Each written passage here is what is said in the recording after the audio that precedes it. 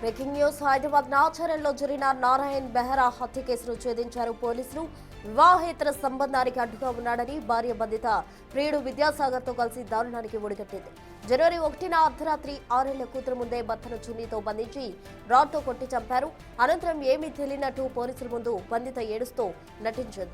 సాంకేతిక ఆధారాలతో నిజాన్ని నిర్ధారించిన పోలీసులు భార్యతో పాటు ఆమె ప్రియుడిని అరెస్ట్ చేసి రిమాండ్కు తరలించారు.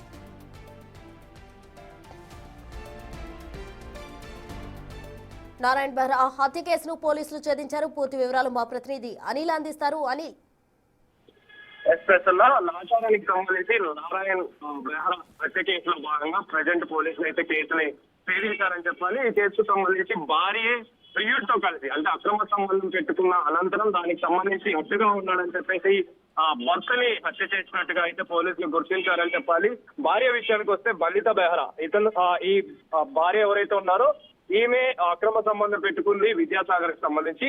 అతనితోని అక్రమ సంబంధం పెట్టుకున్న క్రమంలోనే దానికి సంబంధించి భర్త అడ్డుపడుతున్నాడని చెప్పేసి ఇందులో భాగంగానే ప్లాన్ ప్రకారమే ముందుగానే ప్లాన్ చేసుకుని 1వ తారీఖున అర్ధరాత్రి సమయంలో చున్నీతో మొదటిగా బంధిత బెహ్రా భార్య చున్నీతో మెడకి చుట్టి ఆ తర్వాత రాడ్డు తోటి విద్యాసాగర్ చంపినట్టుగా కూడా పోలీసులు గుర్తించారు. అయితే ఘటన జరిగిన తర్వాత స్థానికులు వెంటనే సమాచారం ఇచ్చిన అనంతరం అక్కడే ఉన్నటువంటి భార్య మాత్రం ఏడుస్తూ ఏమీ జరగనట్టుగా కూడా నటించిందని చెప్పేసి కూడా పోలీసులు తెలిపారు. అయితే ఆ తర్వాత ఇన్వెస్టిగేషన్ లో భాగంగా దానికి సంబంధించి దర్యాప్తు చేశారు. అనుమానాస్పద మృతిగానే ఆ కేసు నమోదు చేసుకొని ఆ కేసులో భాగంగా వివరాలన్నీ సేకరించిన అనంతరం భార్య బంధిత బెహ్రా అక్రమ సంబంధం పెట్టుకుందని చెప్పేసి పెట్టుకున్న క్రమంలోనే భర్త అడ్డుగా వస్తున్నాడని చెప్పేసి అడ్డుగా వస్తున్న క్రమంలోనే ఇంతటి దారుణానికి ఒడిగట్టినట్టుగా అయితే పోలీసులు గుర్తించిన అనంతరం దానికి సంబంధించి ఇన్వెస్టిగేషన్ లో భాగంగా ప్రజెంట్ అయితే ఇటు భార్యకు సంబంధించి బంధిత బెహ్రాని అదే విధంగా సాగర్ ని కూడా ఇద్దరు కూడా అదుపులోకి తీసుకున్నారు.